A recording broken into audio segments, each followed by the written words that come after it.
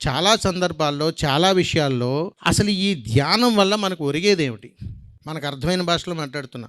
ధ్యానం వల్ల మనకు ఒరిగేదేమిటి? జ్ఞానం కలుగుతుంది, ఇంకా మంచి మనస్తత్వం వస్తుంది, సత్ప్రవర్తన వస్తుంది, భాష మారుతుంది, ఆలోచన మారుతుంది, ప్రేమతత్వం పెరుగుతుంది, ఆలోచన జ్ఞానం పెరుగుతుంది, కుటుంబంలో సఖ్యత పెరుగుతుంది, ఇంకా ఆప్యాయతలకు అనురాగాలకు విలువ తెలుస్తుంది, దేహం పట్ల ప్రేమ పెరుగుతుంది, అనారోగ్యాన్ని జయించవచ్చు, ఇంకా 10 మందికి ఆదర్శప్రాయంగా ఉండవచ్చు, కోటాను కోట్ల జీవరాశులకు ప్రాణశక్తిని మనం అందించవచ్చు. అంతటి విలువైనటువంటి ఈ జ్ఞానాన్ని మనము కావాలని సమయం ఉన్నా కానీ సమయం లేదని కల్పించుకొని తప్పించుకునే ప్రయత్నం చేసి ఆరోగ్యాన్ని పాడు చేసుకుంటున్నాం. అవునా కాదా? ఒప్పుకోవాలండి.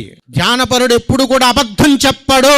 ధ్యానం ఉన్నటువంటి వాడు, జ్ఞానవంతుడు ఎప్పుడు కూడా ధ్యానం చేసేటువంటి వాడి నోటి అమ్మట ఎప్పుడు అబద్ధము రాదు. ఇది శాసనం, రాసి పెట్టుకోండి. ధ్యానం విలువ నీకు తెలిస్తే నీ నోటమ్మట ఎప్పుడు అబద్ధం రాదు. నువ్వు అబద్ధం ఆడుతున్నావు అంటే జ్ఞానం చేసే అర్హత నీకు లేనట్టే.